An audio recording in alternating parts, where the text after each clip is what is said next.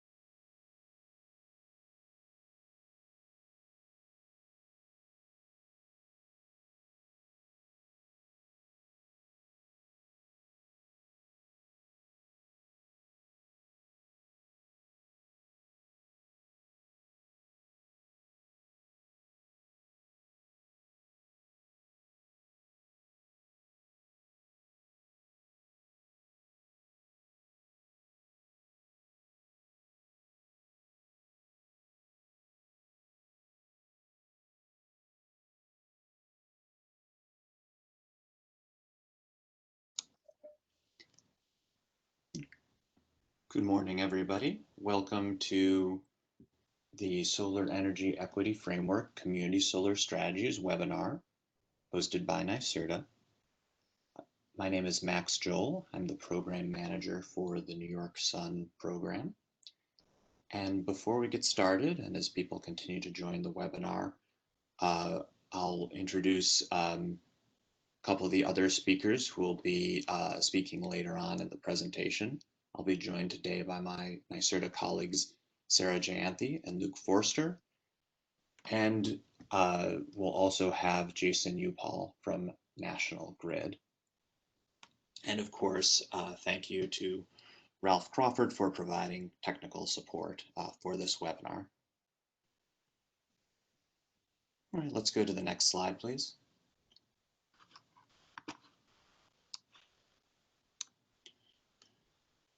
So on today's agenda are two new community solar programs that NYSERDA, and in the case of one of them in partnership with National Grid, is putting forward as part of the Solar Energy Equity Framework that was initially proposed in 2019.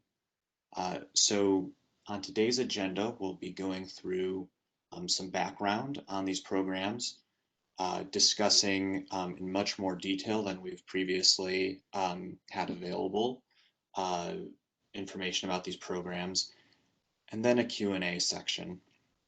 And I'll get into some of the housekeeping regarding the Q&A session in just a moment.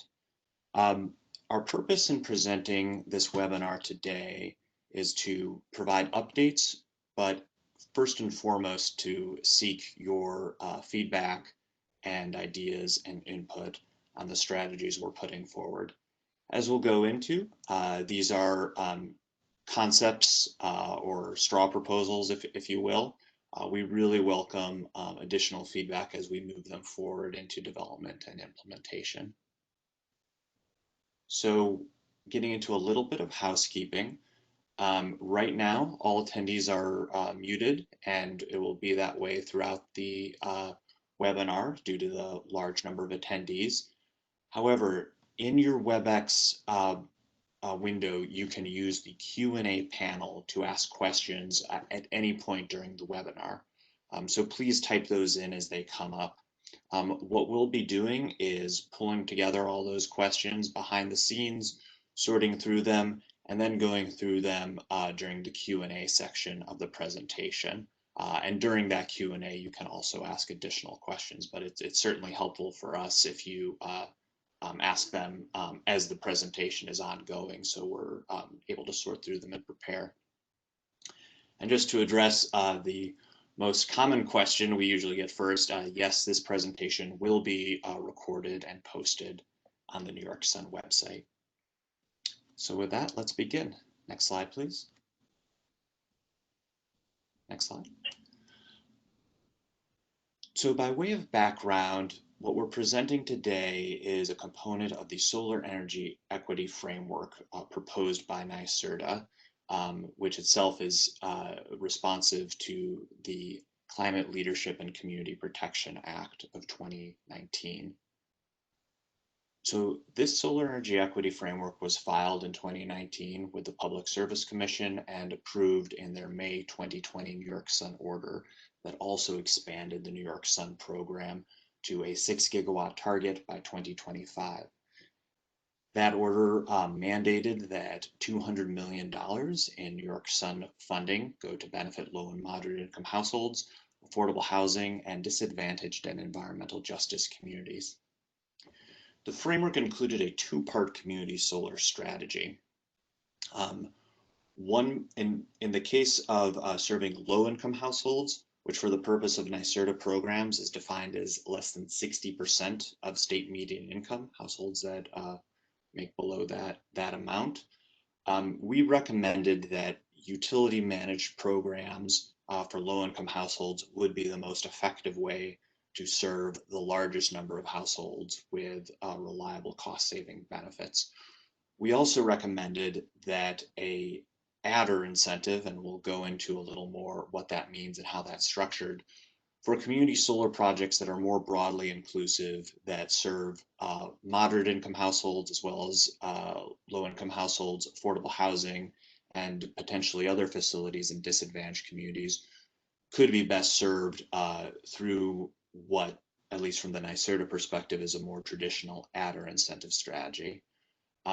The commission approved that adder strategy, and for the utility managed program strategy, they encouraged NYSERDA to work with utilities to develop a more fleshed out proposal.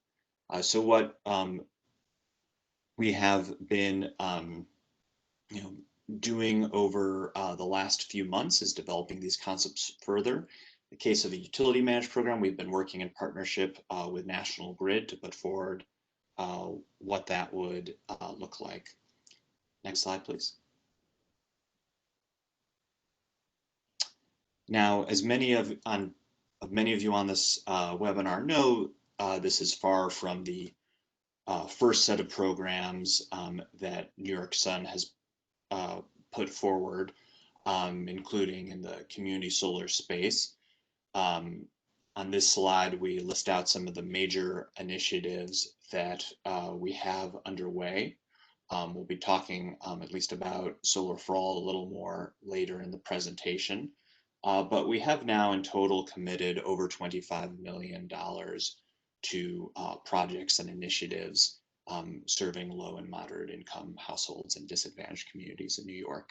But of course, we have a lot more opportunity and a lot further to go. Next slide, please. So to summarize the two strategies you'll be hearing a lot more of today, first, we'll be hearing about the low-income community solar concept that NYSERDA has developed with the National Grid. That concept proposes the automatic enrollment in community solar for all National Grid low-income bill discount customers. That bill discount program is referred to as the Energy Affordability Program, or EAP. The community solar program that we're proposing with National Grid would be managed and administered by Grid, but the community solar projects would be owned and managed by private developers as they are now, with New York Sun funding going into those projects to ensure that they can deliver reliable customer savings. And we'll hear a lot more about the structure and mechanism.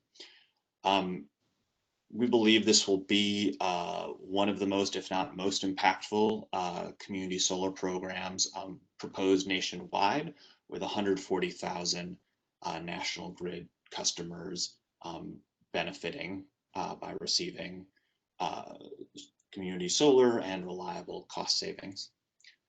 Then we'll talk more about the adder for inclusive community solar projects available in all the utility territories served by New York Sun.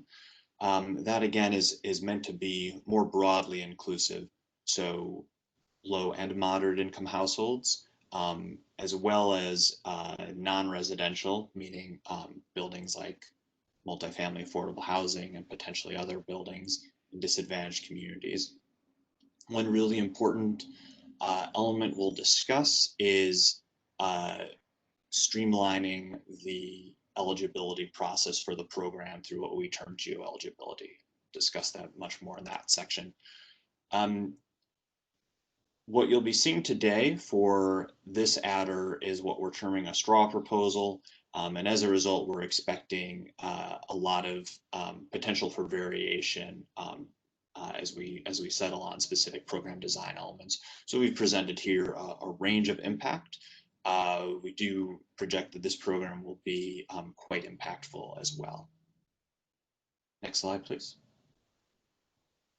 All right, so at this point, I will turn it over to Jason Upal at National Grid to present the concept that has been developed by National Grid and NYSERDA. Great, Max. Thank you very much. And good morning, everyone. Glad to be here presenting alongside NYSERDA a proposal that I'm very excited about. We've been working on this proposal for a while now, trying to think about how can we address what we see as a significant gap in low-income community solar access. And the program that we're going to propose here today not only closes that gap, but we're setting an ambitious target to serve all of our low-income customers in our National Grid service territory with community solar benefits. And we're able to do this for a number of reasons. First, National Grid's participation allows us to address a number of the significant soft costs currently seen in the community solar market. And so we expect to see significant reductions in customer acquisition and billing costs based on the program we're proposing. Additionally, we have a very rich community of community solar developers in our service territory that are active, and we're expecting this program to require over 500 megawatts of committed community solar projects, and we look forward to working with that community to deliver on that. Third, the way that we've structured the program that we'll talk about a little bit more in detail is we expect a seamless customer experience through automatic enrollments of our EAP customers and providing those customers a fixed monthly discount, which we're currently targeting at about $10 per month. Fourth, we've built on the successful foundation of Solar for All, and we've taken lessons learned and best practices to improve on it for this iteration of low-income community solar programs. And finally, through a performance incentive mechanism, we're able to compensate National Grid in a way that incentivizes us to minimize costs of the program and maximize benefits delivered to our customers. So we're still working out the final details, and as Max mentioned, we're very interested in industry feedback on this, but our current goal is to file a joint petition with NYSERDA by the end of the year. Next slide, please.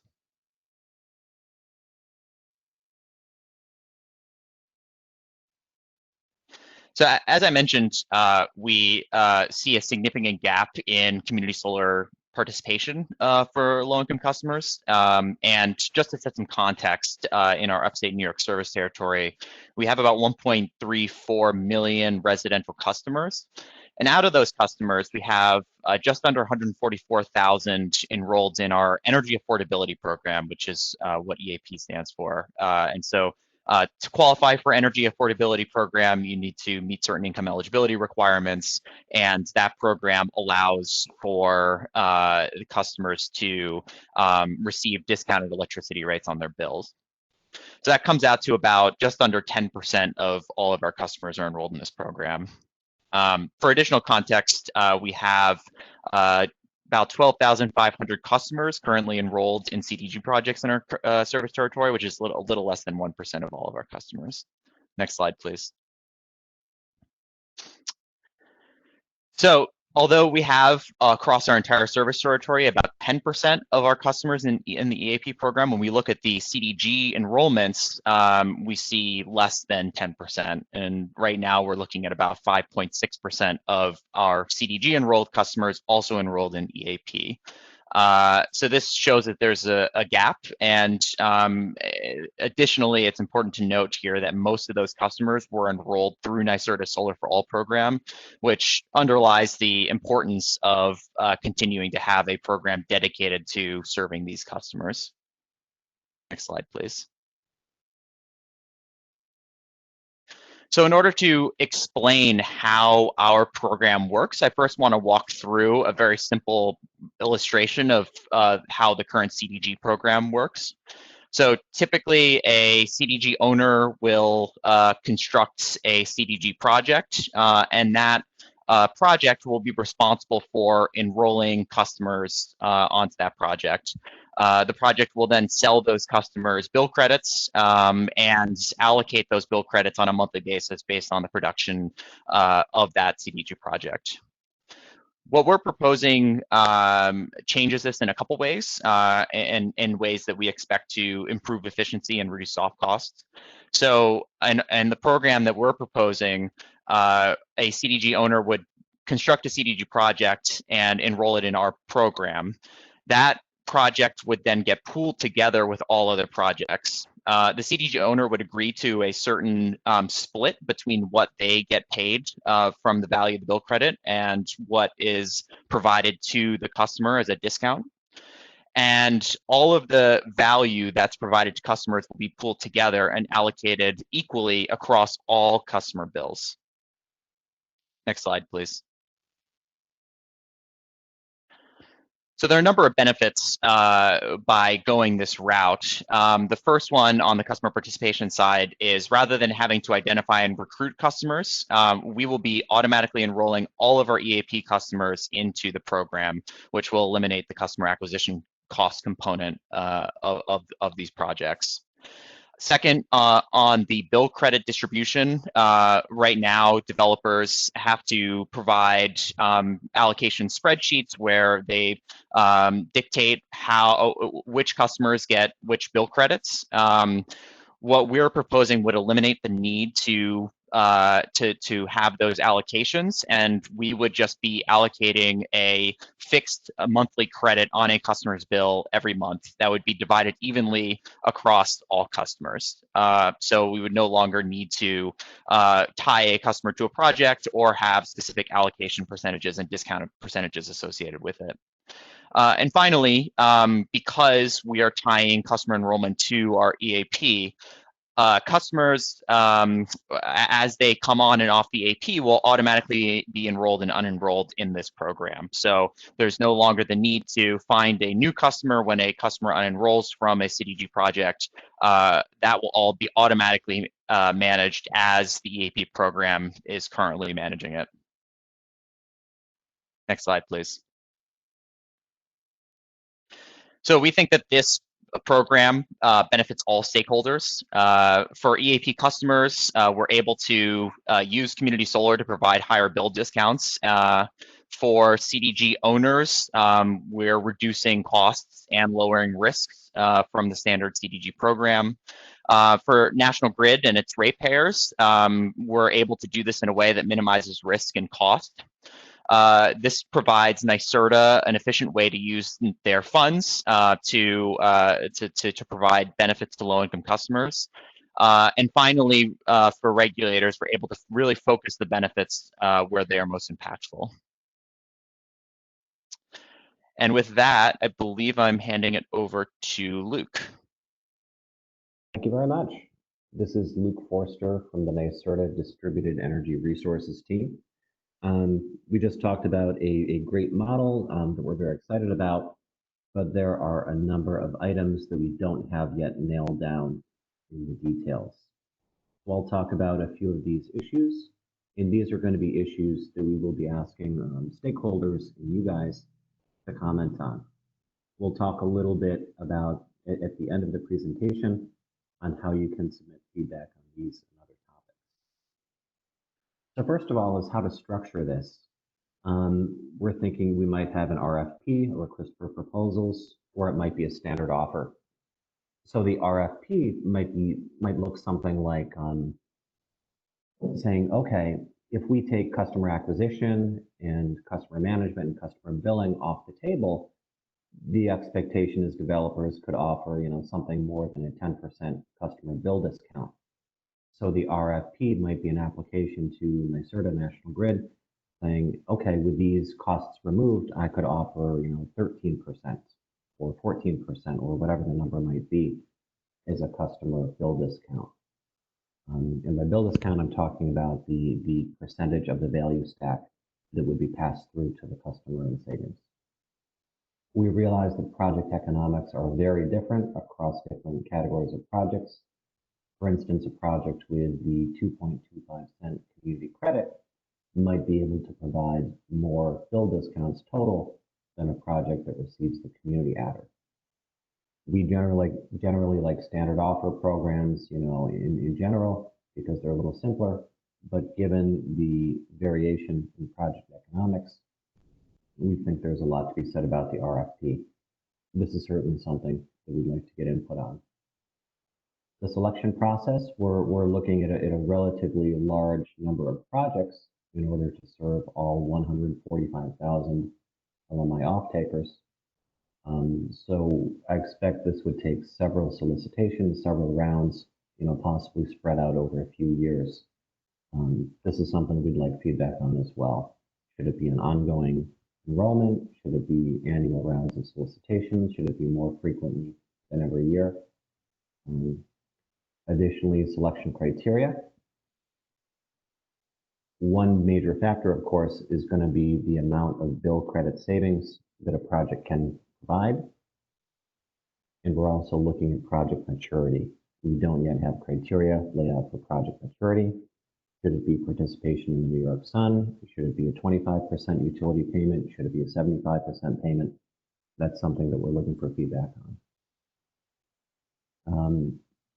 We're thinking that developers would be interested in a 25-year term to match the project length and to match the value stack, Tara. If you're interested in a term other than 25 years, that may impact your financing availability. Please let us know. And finally, just to reiterate, we're thinking that the CDG owner operates the projects, and National Grid would take care of 100% of the customer acquisition, customer management, and replacing the customer churn, as well as the billing. So these are 5 topics we've laid out for which we will be soliciting feedback. We're certainly open to feedback and suggestions and ideas on other topics as well. So that's it for this slide. Let's progress on. And I believe we're passing the mic back to Max Joel. Thank you very much. Hey, Luke, actually, it'll be Sarah. So hello, everybody. My name is Sarah Jayanthi, and I'm a project manager for the New York Sun team. So this proposed model is really built off the foundation of Solar for All and the lessons that we learned running that program. Just to provide a quick background, Solar for All is a free community solar program that NYSERDA launched in 2018. And this program is unique because it's a free community solar subscription that actually acts like utility bill assistance. And we found that customers did like the program, but there was a learning curve for them to understand it.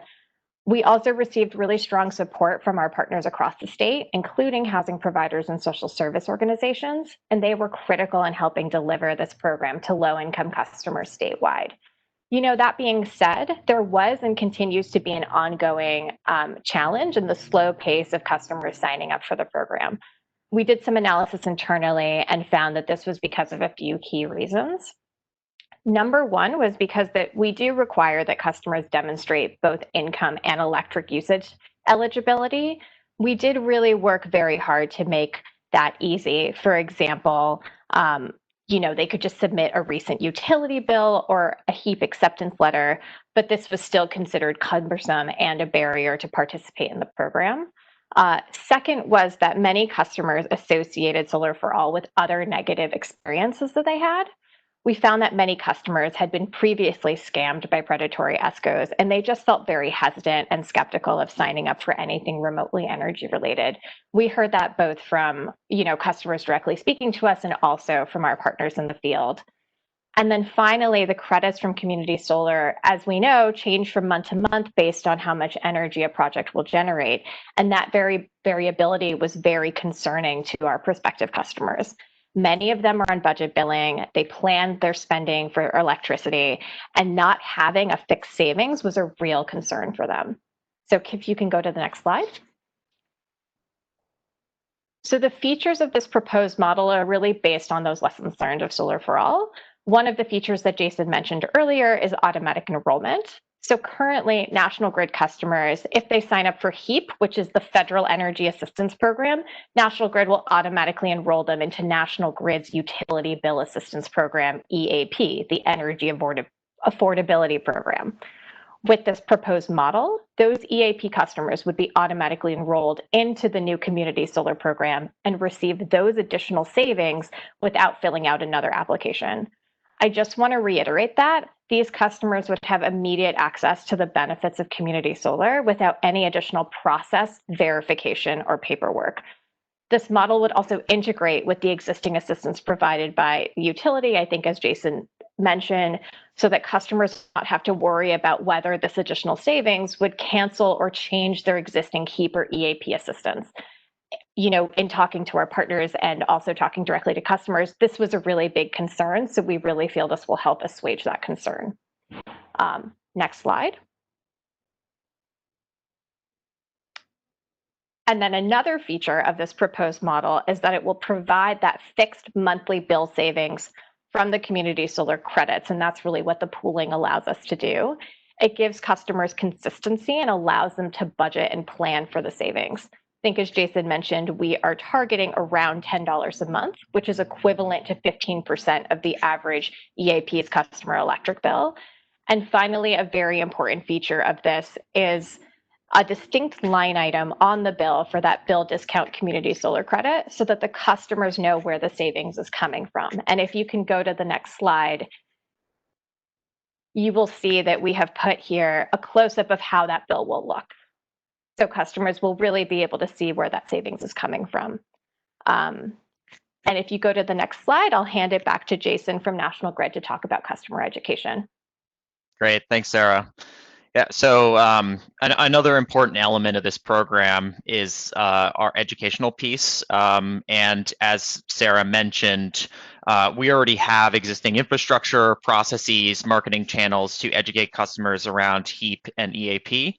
And we will be leveraging those same channels to market this program as well, too. Additionally, we have a network of consumer advocates as well as existing relationships with customers and social service organizations that we'll be leveraging to educate customers as well, too. And finally, we're excited to work with NYSERDA and their existing outreach network through the Community Energy Engagement Program. Next slide, please. So the success of this program is dependent upon National Grid to be able to deliver significant benefits to customers at as low of a program cost as possible, while still providing developers with a fair return. Performance incentive mechanisms is a common mechanism used across a lot of National Grid programs to achieve these objectives.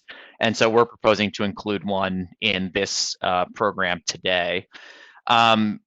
As you can see from the illustrative bar chart, our performance incentive mechanism will be directly tied to our ability to go above and beyond what the standard CDG projects can provide in terms of customer benefits. So as an illustration, if you look at the bottom bar, thinking of the total bar as the value of the bill credit, the blue portion of the bar being the developer share and the red portion of the bar being the customer portion of the bill credit. National Grid's incentive would be tied to our ability to deliver bill credit value to customers above and beyond what the standard program can provide. And again, this is through lowering soft costs, and we would work with developers to make sure they are able to earn a fair return on their projects. So we're still working through the details of this with NYSERDA, and we'll be refining this proposal as we continue to do research and receive industry feedback. And I think I'm handing it over to Max to close us out.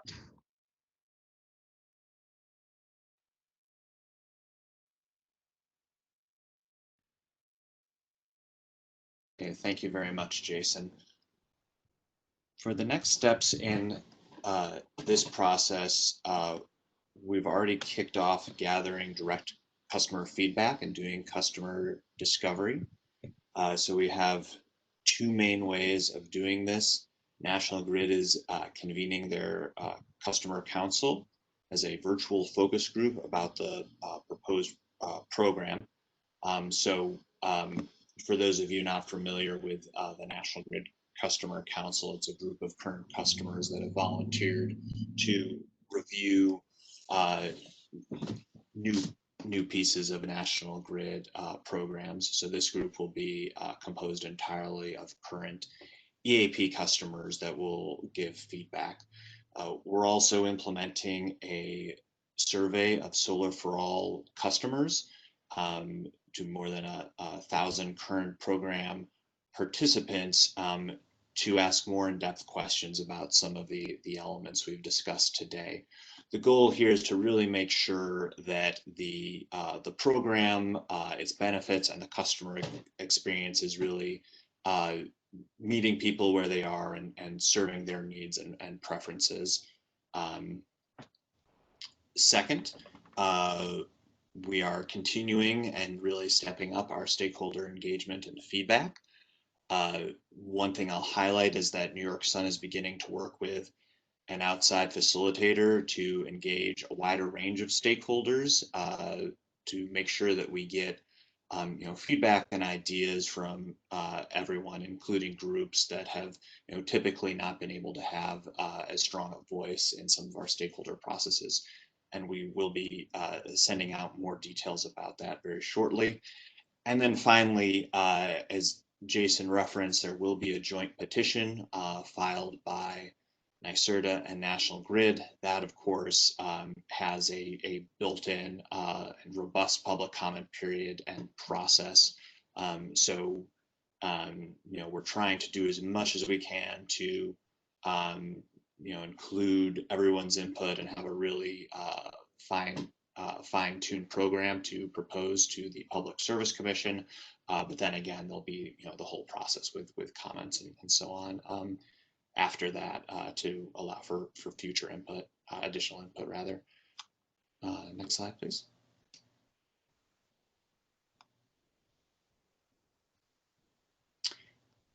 And this slide shows the timeline we have in mind.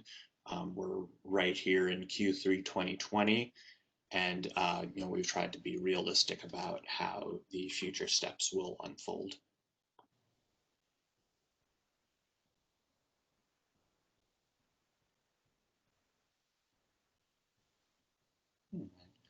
I'm just going to pause here for a moment before we launch into the second part of the presentation.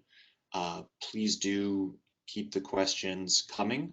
We're going to do all the Q&A at the end, but we've just given you a lot of content. There's going to be a lot more coming, so let's take a very brief pause.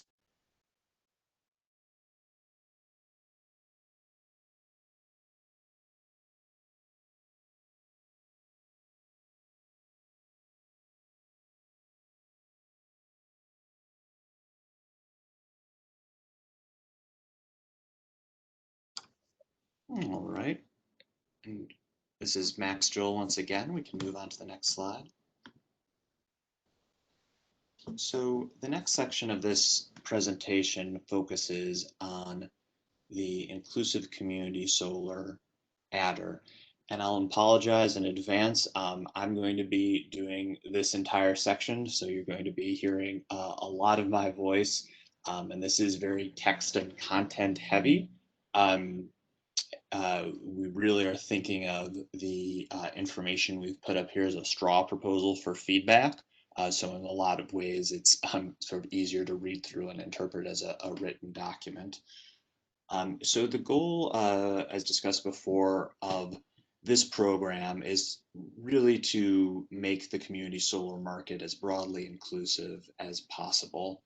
Um, I think we've talked a little bit about why we feel the utility managed model will be the best fit for most low income customers, especially those who already participate in HEAP and utility bill discount programs.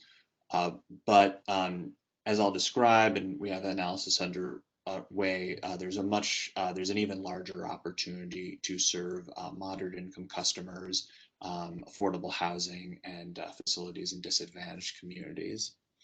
So what you'll see today, again, will be consider a straw proposal. We've even sort of broken out some of the actual numbers that you'll see today as really specifically being things we want feedback on. But just this to set the stage before we dive into the details. This is being conceived of as a quote unquote typical New York Sun adder, a per watt additional incentive for projects that meet certain requirements. So you can think of it as being similar to the community adder that certainly the community solar developers who are attending will be familiar with. And we'll get into just how this adder will interact with the additional community adder structure. So unlike what we are proposing with National Grid, this adder fits, firmly within the existing CDG rules, including net crediting that is being implemented now, and the New York Sun program structure. It will be a standard offer. All New York Sun participating contractors will be able to receive this adder for their projects if they, of course, meet the requirements. Let's go to the next slide, please. Thank you. So this slide illustrates at a high level the population breakdown of New York State. Now, I do want to be cautious and state that these categories are from census numbers. They don't perfectly correspond with the moderate income and low income definitions that NYSERDA uses for its programs, 60% of state median income and 80% of area median income. It's very hard to perfectly match those up. It also doesn't distinguish between households that pay their own electric bill and those that do not. This number is also inclusive of Long Island households, which are not currently served by New York Sun programs. However, at a high level, what this shows is that in the LMI space generally, and especially in the moderate income space, there is a huge number of potential community solar customers who may not be able to effectively access community solar right now. And that certainly there are, so to speak, plenty of fish in the sea for the community solar market. I think we've really just begun to tap the potential customers for community solar. And one of the goals of this adder program is to really, again, broaden that market, bring new customers into community solar to benefit from it and also to drive the market forward. Next slide, please.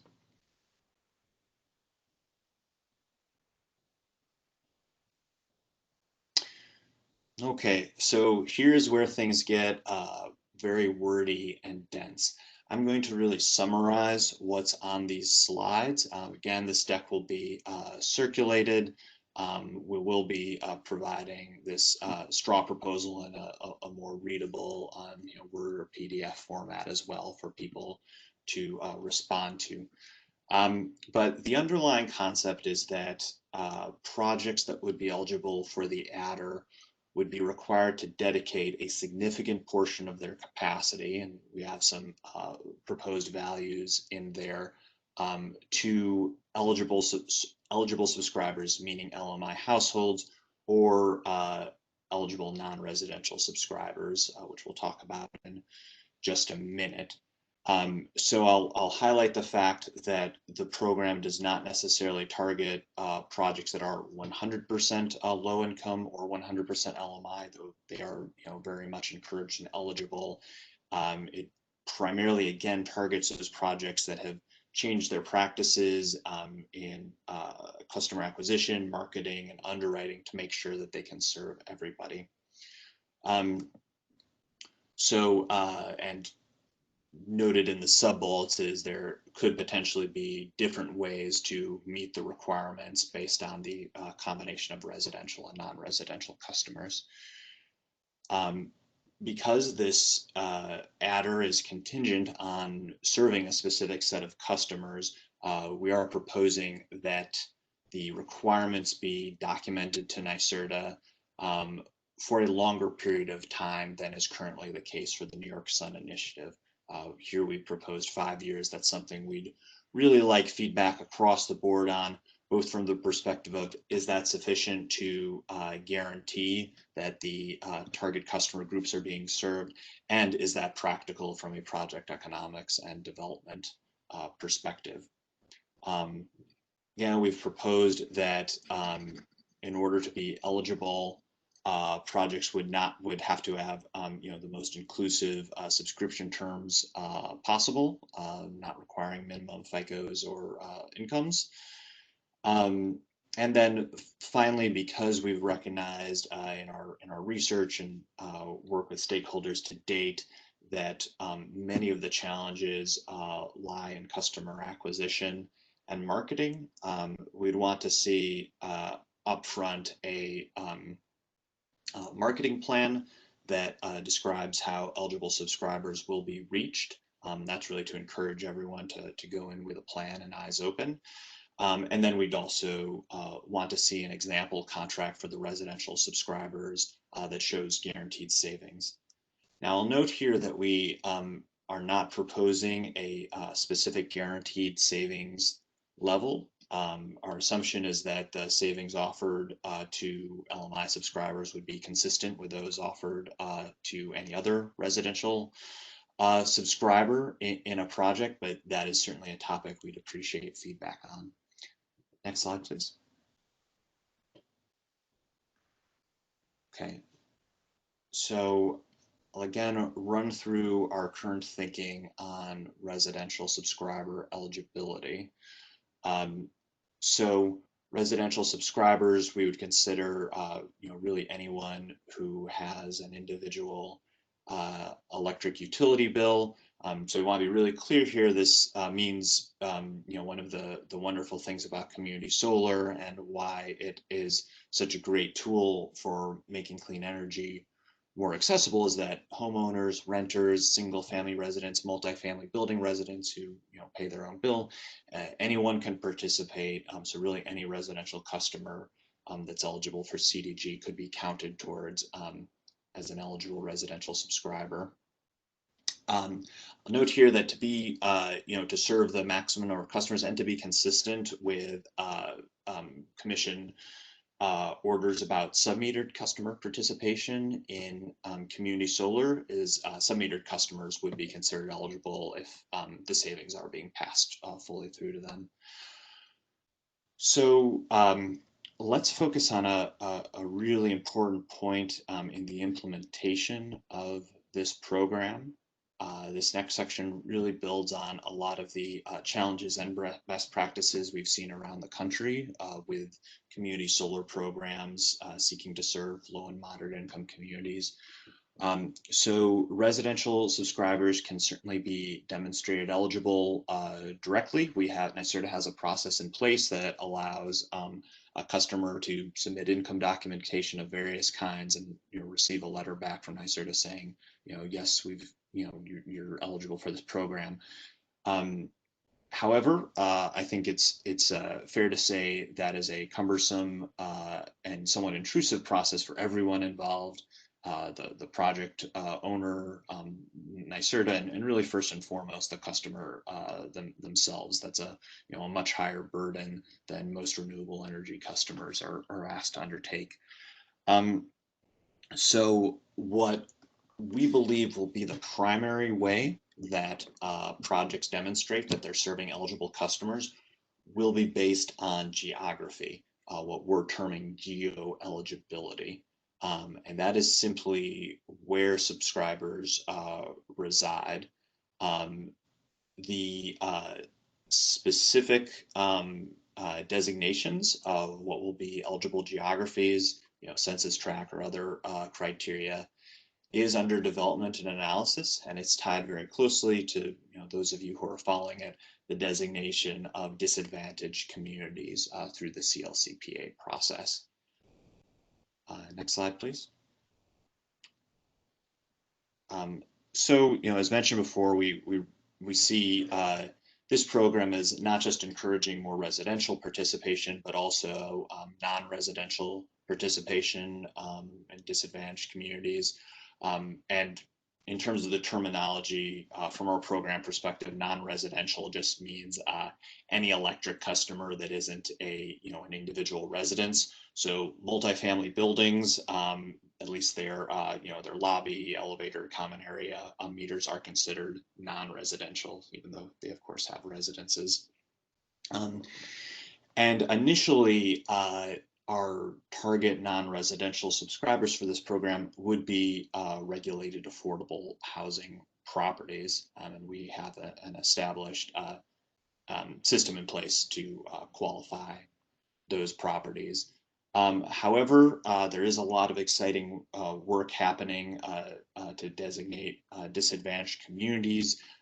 As that moves forward, one thing we've really heard from stakeholders is an interest in making this program accessible to nonprofits and other facilities that serve disadvantaged communities. So that's something we'd certainly like to do and want to look at carefully. And then just finally, the size of non-residential subscribers in this proposal, whether they be smaller non-demand metered or larger demand metered anchor subscribers, is fine either way. Next slide, please. So let's talk about funding eligibility. And I should emphasize again, I moved through relatively quickly that because this is structured like a typical New York Sun adder, the funding goes to the project and the project contractor, not to the individual customer. So that's very similar or identical to the current New York Sun incentives and community adder. So as many of the attendees know, we have a really substantial community solar pipeline in New York State. We certainly want those projects to be inclusive and serving a broad range of customers. So we will have a process in place for projects in the pipeline to opt into the adder. However, we also are taking a serious look at the program budget, kind of the underlying economics of many parts of our pipeline, and are recommending that projects that have already secured the market transition credit or the community credit not be eligible to receive additional incentives. And that again is simply because those projects have a great deal of funding and strong economics already, and we want to make the available budget stretch as far as possible. This is definitely a topic that we want feedback on, and certainly also ideas for how we can encourage projects that may not need additional funding, but could still serve LMI customers more effectively, how we kind of get into them into that mode. For new projects, we're proposing the creation of a new inclusive community solar adder block that would function very similarly to the current community adder, only with higher incentive levels.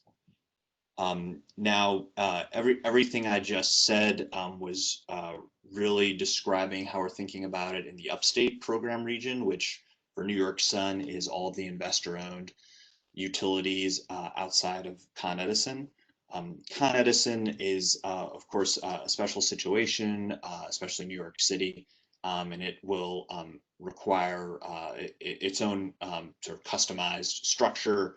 We do anticipate that Con Ed projects, even though they receive the community credit, would be eligible for an adder. And then the final note is, as referenced earlier, we do have an existing multifamily affordable housing adder. It also has a specific community solar pathway in it. That is for projects that are physically sited on affordable housing. We plan to continue that program, which has been very successful on its own track. And again, have those higher incentive levels focus on on-site projects, whereas what's being discussed today will be focused on off-site community solar projects that, as discussed, might include affordable housing as their off-site subscribers. Next slide, please. So I wanted to specifically touch on the payment schedule, how those incentives are paid out over time. Currently for commercial industrial projects, that's larger scale projects. Commercial industrial is the kind of the program category. However, it includes most of the community solar projects in the state. Those projects currently receive half of the New York Sun incentive at commercial operation, and then approximately a quarter each at the first and second anniversary of their operation, depending on their performance during that time. As I referenced at the beginning of this presentation, we're really trying to balance the need to ensure and document that there are ongoing benefits to the target population with just the economic realities of developing solar. So what we've included here as straw proposal numbers is that that payment schedule would stretch into the 5th anniversary for those larger commercial industrial projects, and to the 3rd anniversary for smaller scale, what's termed in our New York Sun program, non-residential projects. And those are projects that are 750 kilowatts DC or less. So again, my colleagues and I go into this with full appreciation that this is a real tightrope that we're trying to walk, and encourage as much detailed and specific input as possible as to how we manage payments and compliance under this program. Next slide, please. So next steps for this program.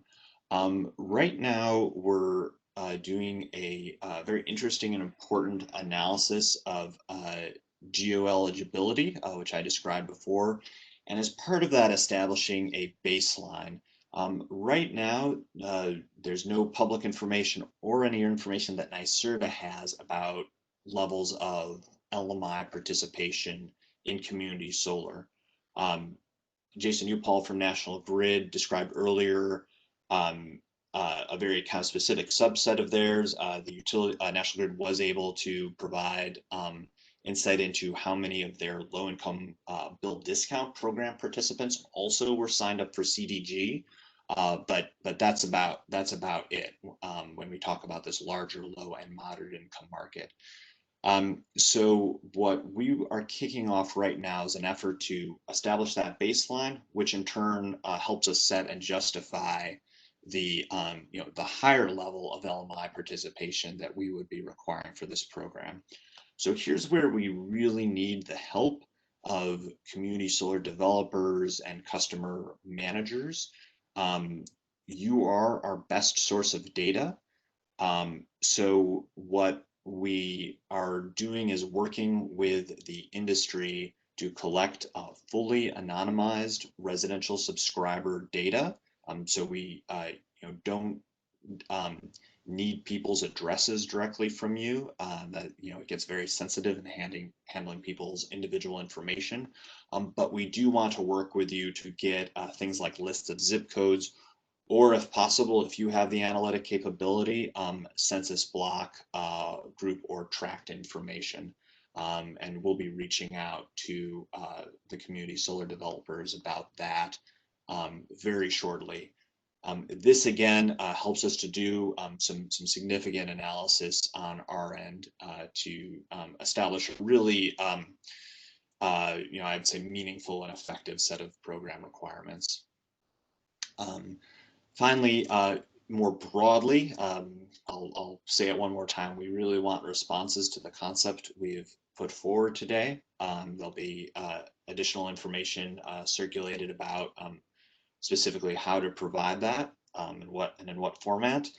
And as I mentioned before, we are beginning to work with an outside facilitator. Next slide, please. So the timeline for this program, we're hoping to move more quickly than the concept with National Grid. This has already been approved by the Public Service Commission in the May 2020 order, so we're really in implementation mode now. We hope that this adder will be available beginning at the very beginning of 2021. I'll emphasize again, our ability to get there quickly really depends on working hand in hand with the industry to get the data and to establish the geo-eligibility and baseline criteria.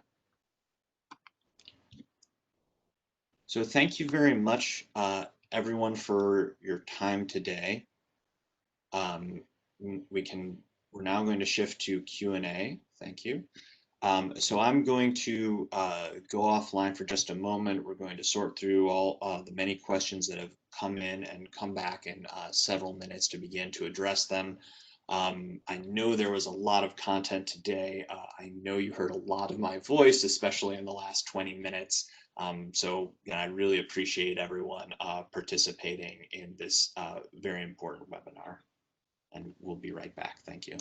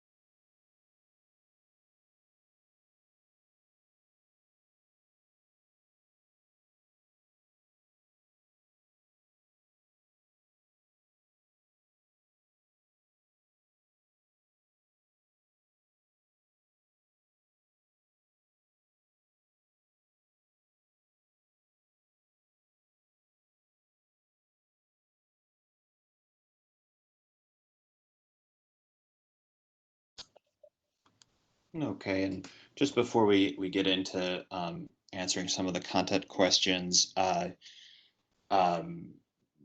couple housekeeping items. This presentation has been recorded and will be posted online on the New York Sun website. We got a couple questions about what the case number or the matter number is for the National Grid petition. That petition has not yet been filed, so I'm not sure if it will have a new case number or whether it be filed in an existing docket. We'll certainly make all the stakeholders aware of where it lives, but that's going to be filed closer to the end of the year.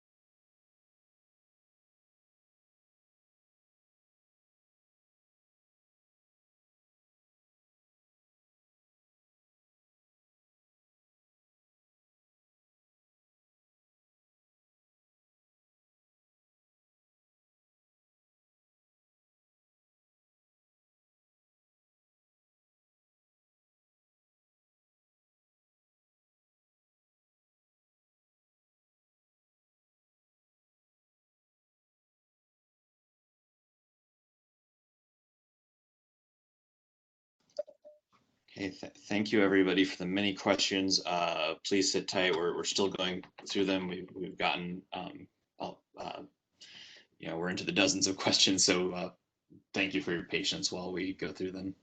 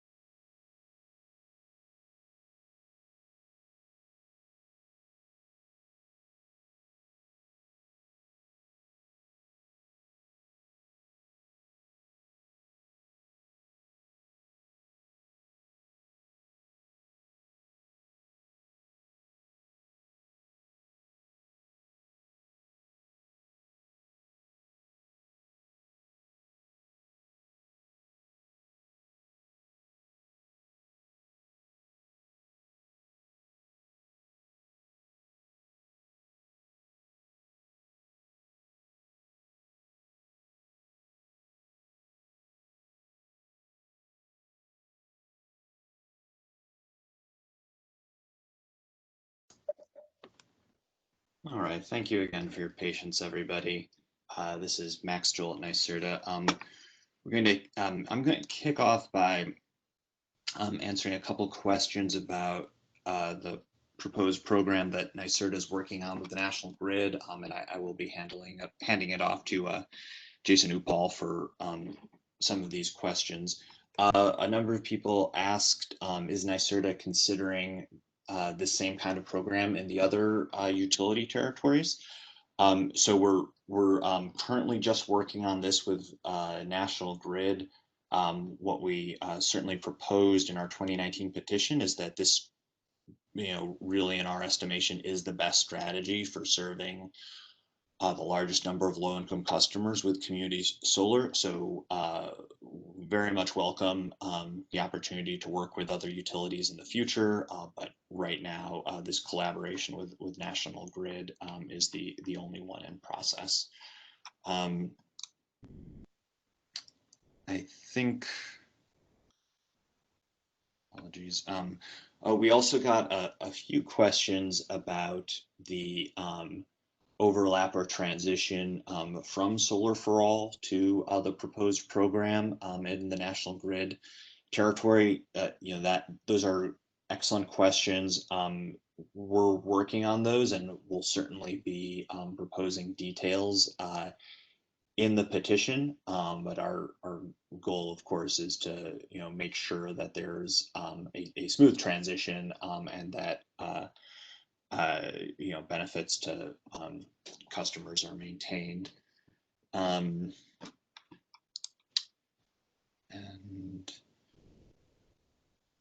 I think at this point, I'm going to turn it over to Jason for some of these more detailed questions. Sure. So there was a question about the pipeline. The question reads, if there is already 500 megawatts of community solar projects in various stages of development in your pipeline, is there room for more potential projects to consider bidding in? So the way that we're thinking about it is we'll make enough space in the program to ensure that we can serve all customers and hit our target customer discounts. In terms of whether or not those projects will qualify for community adder or community credit, that will be dependent upon availability within those programs. But as far as this program goes, we would be looking to ensure that there is enough space to allow for it. So that extends beyond what's currently in our pipeline today. So there is opportunity for new projects to participate. Scrolling down the questions here.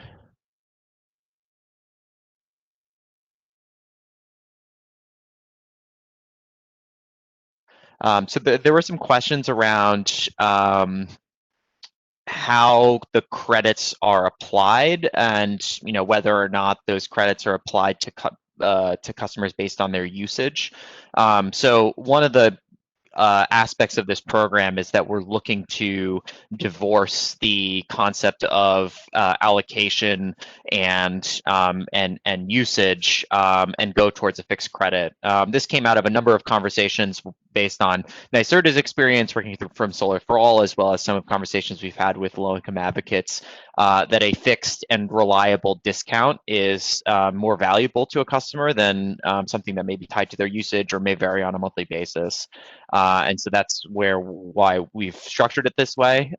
It also has the added benefit of simplifying the deployment from National Grid's perspective and lowering the overall soft cost of delivering the program.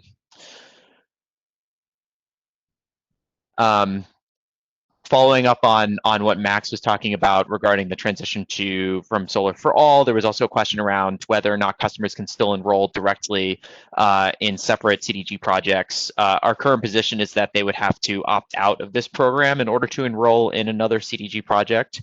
We're still working through the details of how exactly that would work, but we want to make sure that we're able to spread state incentives across as many customers as possible. And so if customers were to participate in this program and another CDG project, that may be seen as double dipping in those incentives.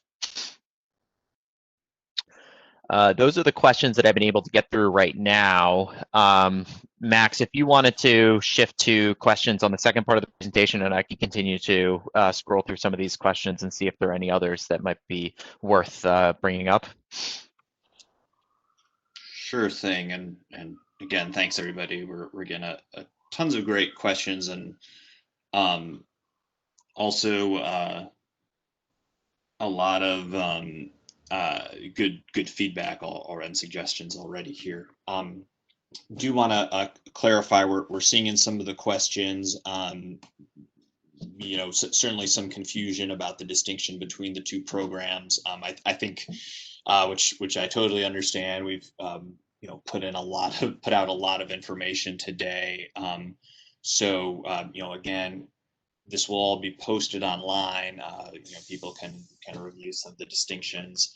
I will say that one area of overlap that's been identified in some of the questions that certainly is on our mind is the question of how a customer could, if they chose to, opt out of participation in the National Grid program, if they saw an opportunity for higher savings and in a different community solar program, including potentially one that was receiving the inclusive community solar adder. That is a question, in all honesty, we're trying to work out, both from a kind of a policy and logistics perspective. But I certainly appreciate the folks who raised that. So switching more specifically into questions about the adder, looking down here, there's well, I'll reflect again. There's some great items here that I'll take more as feedback, ideas for how sort of long-term guarantees to affordable housing customers could be demonstrated for the adder. There's some good caution, I think, being expressed about geo-eligibility, especially in gentrifying areas. Ideas for other ways to confirm household income. So I'm not going to read through those directly, but this is exactly what I think our team hoped to get out of this presentation and subsequent conversations. A really common question, not unexpectedly, about the adder is how much? What is that dollar per mount adder amount? So we, of course, did not include that here today. That's both because we want to hear from you all as to what would really move the needle, and also because we're we have some of our analysis underway on what makes sense from our perspective. But that's, again, just something we really want to hear from you on, both in terms of what you view as sort of any added costs associated with making your projects more inclusive on the acquisition side, on the financing side, et cetera. I will reflect that as time has gone on and we've seen more, at least qualitative information from community solar providers, it seems like that part of the gap has happily shrunk, especially when we're talking about moderate income households. But we certainly want to hear about that, and then also just fundamentally what you sort of seeing it as being necessary to make projects move forward. Along those lines, you're getting some great comments on the payment schedule, just folks reflecting that the more the adder gets spread out, the less valuable it is, and we may cross the line pretty soon where a more spread out, nominally higher adder is actually worth less than a lower adder, such as the existing community adder being paid upfront. So we definitely are taking that very seriously and trying to strike that balance. Question about Long Island. So Long Island is currently not served by the initiative.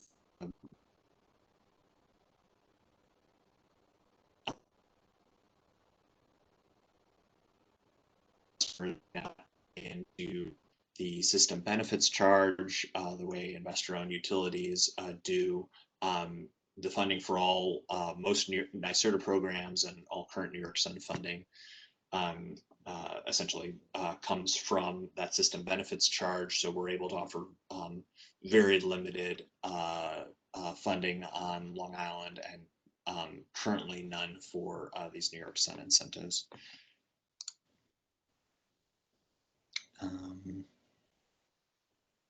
There's a question about inter-utility crediting in regard to the adder. So there currently is no inter-utility crediting for community solar in New York. So this program is built around the current rules, and we didn't sort of take that possibility into account. There's likewise, I think, some some good questions about how really either program, but especially the National Grid program, interacts with community choice aggregation, CCAs. I think that's something where I, for one, really want to dive into how that could work functionally with some of the CCA providers and experts. I'm happy to see some of those folks on this webinar. I think it's a really CCAs in general and collaboration between these programs in particular could be a really great way to deliver benefits.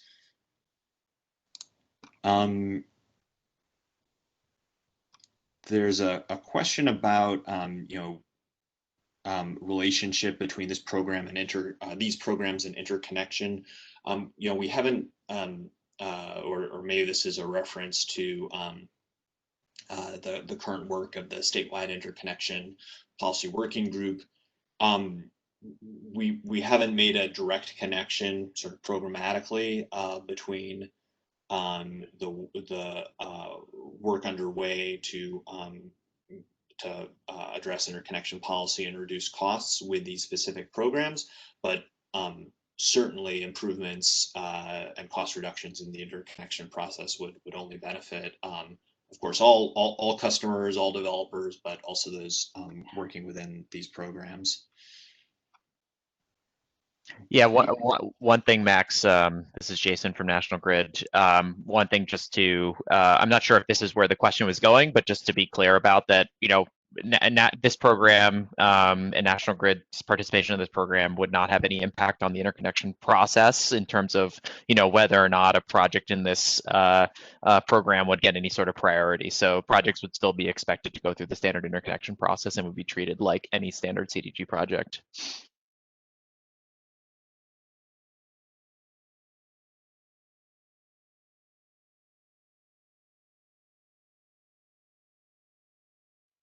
Well, I have the floor. I guess there are a couple of other questions that I pulled out that I can answer here. The first one was whether or not the discount on the bill credits would be required to be a certain level. So this is basically the split between the amount of bill credits that are provided to customers as bill discounts and then the remaining value that's paid out to the developer. So that would be a predetermined amount. And as Luke discussed in his section of the presentation, we would be looking towards a solicitation to define what that split is. There's another question around the target of $10 a month in bill savings, and if that's something that we would hit on day one, or if that would take time to ramp up to. And the answer is yes, we'd be ramping that up over time. We expect that it will take time to fill up the pipeline of projects, and so customers may start out with smaller discounts, and we'll see increasing discounts as we're able to enroll more projects into the program. Those were the few that I had pulled out at this point.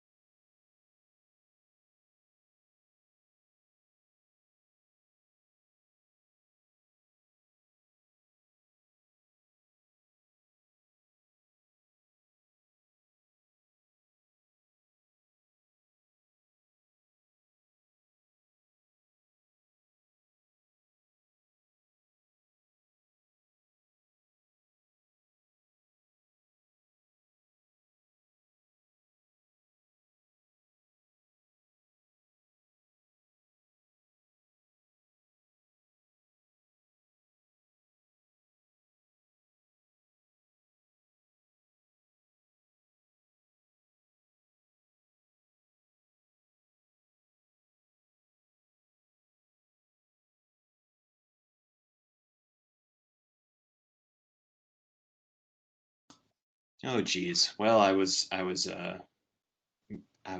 muted there. I apologize. I answered. Sorry, everybody. I answered a question about whether there would be a minimum or maximum project size for or a minimum or maximum number of subscribers required for the inclusive community solar adder. The answer is no, outside of the general New York Sun and interconnection rules. Small projects are certainly eligible. I also would like to make a general comment again that I see a lot of notes and comments and feedback here that are more recommendations versus questions. Those are really valuable, and we're saving all of them, and are we'll definitely be following up with some folks on them and taking them into account. But I'm not going to address each of them individually on this webinar.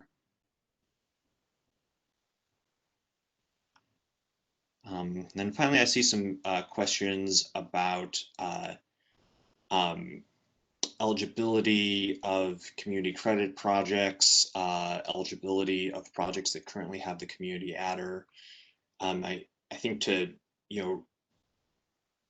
reiterate, we're definitely open to sort of recommendations about lower community credit, lower adders for community credit projects. I think the person asking the question suggested that, that could be used to offset customer acquisition costs. Please give us more details about that and what you see as the higher customer acquisition costs and how they impact a community credit project. Community adder projects, we do plan to give them the opportunity to opt into this newer higher incentive. And again, I'm speaking of upstate projects here. Con Ed will be sort of its own thing.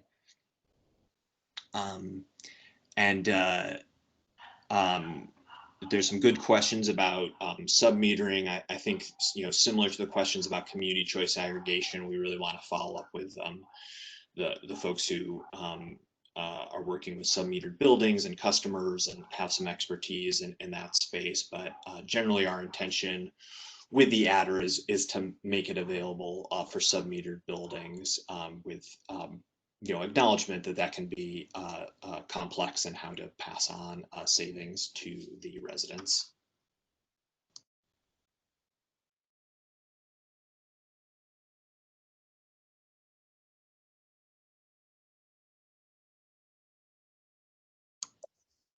And I'll also address a one concern about geo-eligibility that I think we can directly address now is that geo-eligibility would not be the only way for subscribers to qualify. We do have a individual household qualification route.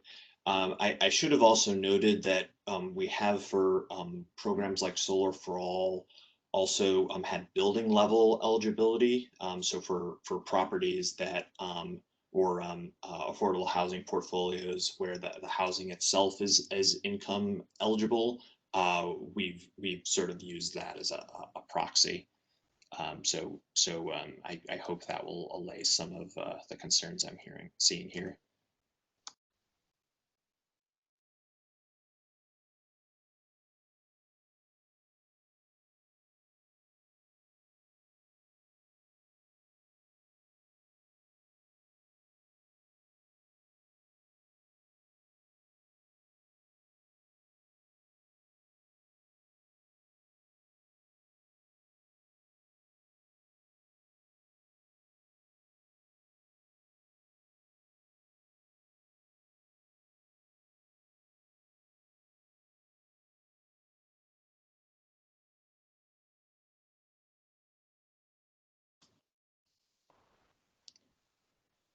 Okay, thanks everybody. We were deliberately on mute, just taking another look through the questions. Again, appreciating that we didn't necessarily get to everything. Once again, it will be posted on the website. So I think at this point, we're going to wrap it up for today. We will be, following up with, links to the deck and recording, as well as more information about additional stakeholder engagement. I'll once again request that community solar developers be on the lookout for communication about working with us on our baselining and geo-eligibility analysis. That's very important to move this program forward. And once again, we really appreciate your time today, all of your comments, and hopefully your additional participation going forward.